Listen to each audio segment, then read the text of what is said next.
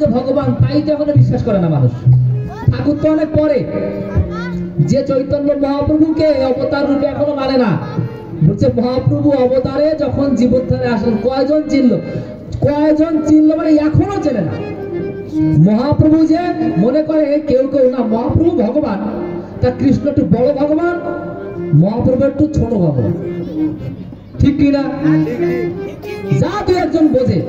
কিন্তু ইয়দা ইয়দা হি ধর্মস্য গ্লানির ভবতি ভারত অভ্যুত্থানম ধর্মস্য তদাত্মানম সৃজাম্যহম পরিত্রাণায় সাধুনাং বিনাশায় চ দুষ্কৃতম ধর্ম সংস্থাপনার্থায় সম্ভবামি যুগে যুগে। বলছে আমি যুগে যুগে আসি। তা বাবা, আমি যদি যুগে যুগে যখন রাম হয়ে আসি, কৃষ্ণ হয়ে আসি আর গৌর হয়ে আসি, আমি কি আলাদা?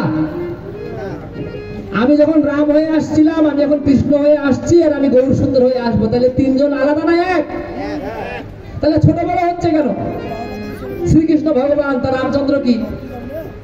রামচন্দ্র ভগবান কেমন ভগবান? সমান। গৌর সুন্দর সমান, সমান না, যুগানুপাতিক একটু বেশি। মানে কি, রামচন্দ্র যখন ছিলেন, রামচন্দ্রের সময়ে তখনকার যুদ্ধ আর শ্রীকৃষ্ণের সময়ে যুদ্ধ একটু আলাদা। রামচন্দ্রের সময়ে শুধু তীর ধনুক ছিল, তরবারি ছিল। রামায়ণের যুদ্ধে তরবারি পাওয়া যায় না, কিন্তু আমরা কুরুক্ষেত্রের যুদ্ধে কি দেখছি? তরবারি আছে, আরো কি গদা আছে। হ্যাঁ, রামচন্দ্রের সময় গদাটা ছিল, কিন্তু তরবারি ছিল না। চক্র ছিল না। তাহলে পরিবর্তন হচ্ছে। আবার গৌর সুন্দর, যদি বলি গৌর সুন্দর কেমন ভগবান? তীর ধনুকও নাই, চক্রও নাই, তা বললে হবে? শাস্ত্র বলছে যে গৌর সুন্দর ভগবান, কিন্তু প্রেমময় ভগবান।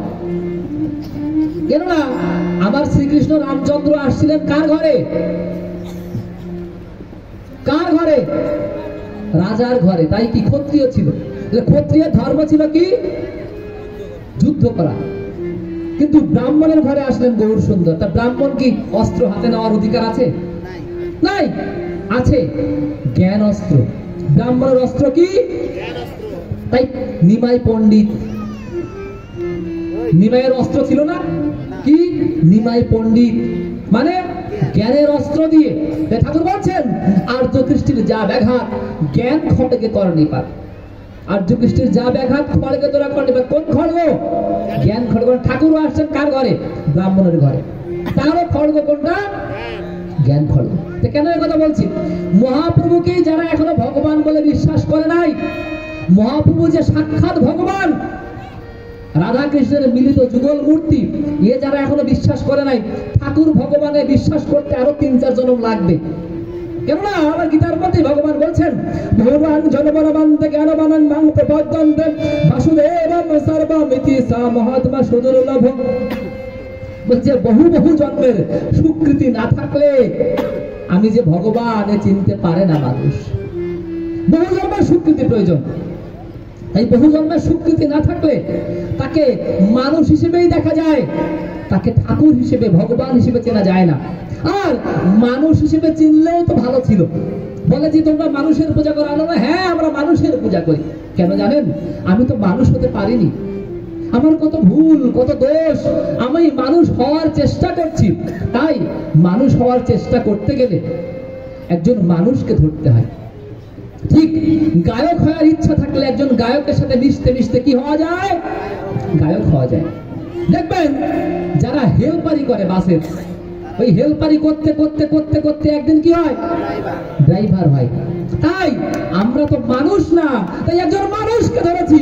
যদি জীবনে কোনো একদিন মানুষ হতে পারি, আমাদের ওই ভগবান দরকার নেই, আমাদের মানুষ ভগবান দরকার। তাই ঠাকুর আমাদের ভগবান কেমন ভগবান? মানুষ ভগবান।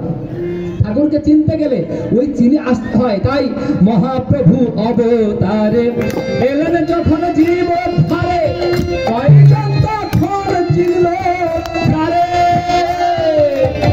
রাবলিতে নয়ন ঝরে, ধাবলিতে ধুলায় পড়ে।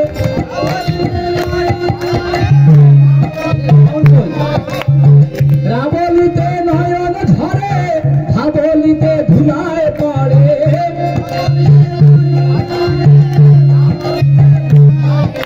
এই রাধা নামে প্রেম ডোরে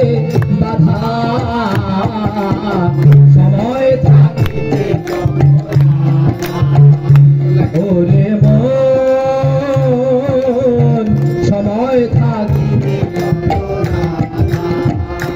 আবার কলি যুগের শেষে এসে মহাকলকি রূপে এসে কে আমার পরমদয়াল শ্রী ঠাকুর অনুকূলচন্দ্র কলি যুগের শেষে এসে